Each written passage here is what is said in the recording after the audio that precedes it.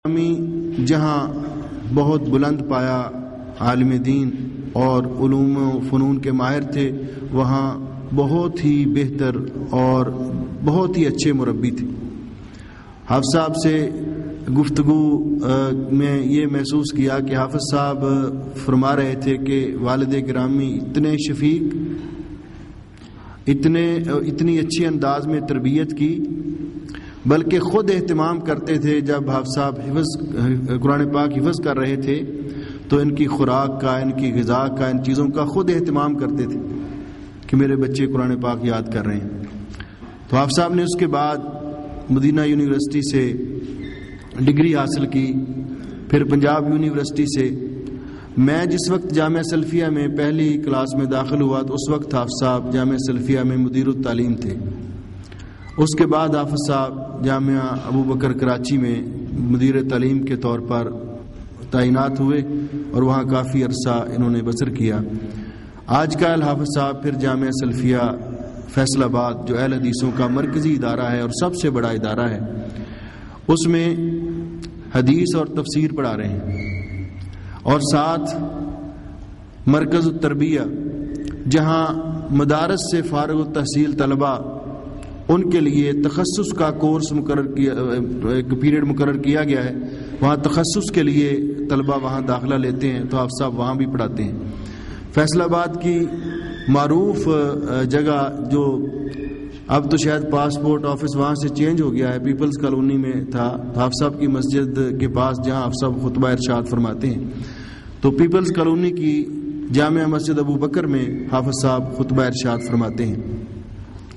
اور الحمدللہ آپ نے حافظ صاحب کے خطابات سنے، اور آج بھی جس ذوق اور شوق سے آپ تمام بہن بھائی تشریف لائے ہیں، تو میں بھی یہ چاہتا ہوں کہ ہم سب مل کر باقی جو وقت ہمارے جو تھا درس کے لیے مجھے دیا گیا، یہ تو ایک ترتیب ہے، ایک نظام ہے جس کے لیے میں حافظ صاحب کے حکم کی تعمیل میں یہاں آپ کے سامنے آ گیا، وگرنہ سٹیج کی طرف پاؤں اٹھ نہیں رہے تھے، کیونکہ دل میں یہی خواہش ہے کہ آج ہم حافظ صاحب کو ہی سنیں گے انشاءاللہ۔ اللہ تعالیٰ ان کو ہمت اور توفیق دے، صحت و عافیت عطا فرمائے، اور ہمیں ان کو سنانے کی اور ہمیں سننے کی اور پھر ہم سب کو اس پر عمل کرنے کی توفیق بخشے۔ یہ پروگرام میں تھوڑا سا ایک تبدیلی ہے کہ وزارت اوقاف والوں کے آنے کا ایک پروگرام ہے، اس وقت تک چند باتیں آپ کی خدمت میں عرض کرنا چاہوں گا جو اسی حضرت حافظ صاحب کے خطاب کے حوالے سے اللہ جل شانہ نے قرآن پاک کی اس آیت مبارکہ میں جو میں نے آپ کے سامنے تلاوت کی، اس میں اللہ رب العزت نے ان لوگوں کی تعریف کی ہے کہ الذین یستمعون القول، جو بات کو استماع کرتے ہیں، یعنی بڑی توجہ سے، بڑے دھیان سے، بڑے غور سے بات کو سنتے ہیں، فیتبعون احسنہ، اور پھر اچھی بات کو قبول کرنے کے بعد، سننے کے بعد قبول کرتے ہیں اور اس کو اپنی عملی زندگی میں لاتے ہیں، اس کی اتباع کرتے ہیں۔ انہی لوگوں کو اللہ جل شانہ نے ہدایت یافتہ اور انہی لوگوں کو اللہ رب العزت نے عقل مند کہا ہے۔ اللہ جل شانہ نے یہ کتاب جو ہمارے لیے نازل فرمائی ہے، یہ کتاب ہدایت ہے، لیکن کن کے لیے؟ یہ کہ اللہ رب العزت کی طرف سے پیغام ہے، اس کتاب کے اندر ہدایت ہے، رہنمائی ہے، کن لوگوں کے لیے؟ سورہ بقرہ کی ابتدائی آیات میں اللہ رب العزت نے فرمایا کہ ھدی للمتقین، متقی لوگوں کے لیے۔ قرآن کریم میں اللہ رب العزت نے ایک اسلوب بیان کیا ہے، یہ اس لیے بیان کر رہا ہوں تاکہ ہم حافظ صاحب کے درس کے لیے بالکل ذہنی طور پر تیار ہو جائیں۔ تھوڑا سا بھی آپ نے محسوس کیا ہوگا کہ درس کے دوران توجہ ادھر ادھر ہٹ جائے، ایک بات بھی نکل جائے آدمی کی غفلت میں اور بے توجہی میں، تو پھر اس کو سمجھ نہیں آتا باقی پروگرام۔ اور یہ آداب بھی ہیں، حضرات صحابہ اکرام رضوان اللہ علیہم اجمعین جب نبی کریم علیہ الصلوۃ والسلام کی مجلس میں حاضری دیتے تھے اور آپ ان کو خطاب فرمایا کرتے تھے، تو وہ اپنی کیفیت بیان کرتے ہیں کہ یوں ان کی کیفیت ہوتی تھی کأن علی رؤوسنا الطیر، جیسا کہ ہمارے سروں پہ پرندے بیٹھے ہوئے، اس قدر توجہ کے ساتھ اور پھر قرآن کریم یہ اللہ رب العزت کا کلام ہے، اگر توجہ کے ساتھ سنا نہ جائے تو اس کی سمجھ میں نہیں آتی، انسان کا فہم اس سے قاصر رہتا ہے۔ اللہ رب العزت نے قرآن پاک کی ایک آیت مبارکہ میں بڑے زور کے ساتھ ہمیں ہماری توجہ دلائی، ان فی ذلک لذکری لمن کان لہ قلب او القی السمع وہو شہید۔ کتنی تاکیدیں اللہ رب العزت نے بیان کی۔ انا عربی زبان کے ماہر لوگ جانتے ہیں کہ یہ حرف تاکید ہے۔ فی ذالک جار مجرور مقدم کر کے دوسری تاکید ہے، لذکری پر لام پھر تاکید کے لیے۔ یہ تاکیدیں لانے کے بعد اللہ رب العزت نے فرمایا کہ قرآن میں نصیحت ہے کن لوگوں کے لیے، اور یہ کلام ایسے جس قسم سے بھی پختہ تر کہ کس کے لیے نصیحت ہے، لمن کان لہ قلب او القی السمع وہو شہید، کہ انسان کلی طور پر مجلس میں حاضر ہو کر بیٹھے، پوری توجہ کے ساتھ،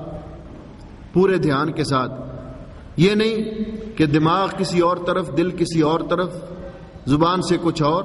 نگاہیں کسی اور طرف، نہیں، ہمہ گوش ہو کے اور پوری توجہ کے ساتھ، قلب و قالب کی حاضری کے ساتھ، ذہن و دماغ حاضر کر کے انسان بیٹھے، توجہ کے ساتھ گفتگو سنے، سمجھے، تو پھر قرآن پاک سمجھ میں آتا ہے۔ اور حقیقت یہ ہے کہ اگر ہم چاہتے ہیں کہ ہم اس دنیا میں بھی کامیاب زندگی بسر کریں اور آخرت میں بھی ہم کامیابی سے اور سرفرازی سے ہم کنار ہوں، تو اس کے لیے ایک ہی حل ہے، جو اس روز اللہ رب العزت نے جو پیغام نازل کیا تھا جب ہمارے بابا جان سیدنا حضرت آدم علیہ السلام اور ہماری اماں جان سیدہ حوا رضی اللہ تعالی عنہا، ان کو اللہ رب العزت نے جب زمین پہ اتارا تھا تو ان کو یہ پیغام بھی ان کے ساتھ نازل کیا تھا کہ اگر تم اس جنت کو دوبارہ حاصل کرنا چاہتے ہو، دنیا میں بھی اطمینان اور سکون کے ساتھ زندگی بسر کرنا چاہتے ہو، تو پھر اس کا ایک ہی ذریعہ ہے، ایک ہی راستہ ہے، اما یاتینکم منی ھدی فمن تبع ھدای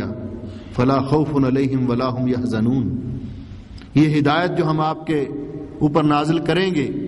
جو اس ہدایت کی پیروی کرے گا، اور وہ ہدایت کیا ہے؟ وہ اللہ کی شریعت ہے، اللہ کا پیغام ہے، وہ طرز زندگی ہے، وہ دستور حیات ہے، وہ لائحہ عمل ہے جو اللہ رب العزت نے ہمیں زندگی گزارنے کے لیے دیا۔ اگر تم اس کے مطابق زندگی گزارو گے تو تمہاری دنیا کی زندگی بھی پرسکون گزرے گی، اطمینان حاصل ہوگا تمہیں، آخرت میں بھی کامیابی سے اور سرفرازی سے ہمکنار ہوگے، اور تم آخرت میں بھی عزت پاؤ گے، دنیا کے اندر بھی آبرو مندی کے ساتھ زندگی بسر کرو گے۔ لیکن اگر اس سے اعراض کیا، اس سے منہ پھیر لیا، اس سے صرف نظر کر لیا، پس پشت ڈال دیا، تو اللہ رب العزت نے یہ بھی بتلا دیا کہ یہ بات یاد رکھنا، وَمَنْ أَعْرَضَ عَنْ ذِكْرِي فَإِنَّ لَهُ مَعِيشَةً ضَنْكًا، جو ہمارے ذکر سے اعراض کرے گا اس کی دنیا کی زندگی بھی، دنیا کی گزران بھی تنگ ہو جائے گی، اجیرن ہو جائے گی۔ وَنَحْشُرُهُ يَوْمَ الْقِيَامَةِ أَعْمَى، اور قیامت کے دن بھی اس کا جو حشر ہوگا ناکامیوں، نامرادیوں کے سوا اور کچھ نہیں ہوگا۔ ہم یہاں آج اس لیے جمع ہیں کہ ہم سوچیں اور غور کریں، اور اللہ کی توفیق کے ساتھ مہمان گرامی ہمیں وہ گائیڈ لائن دیں،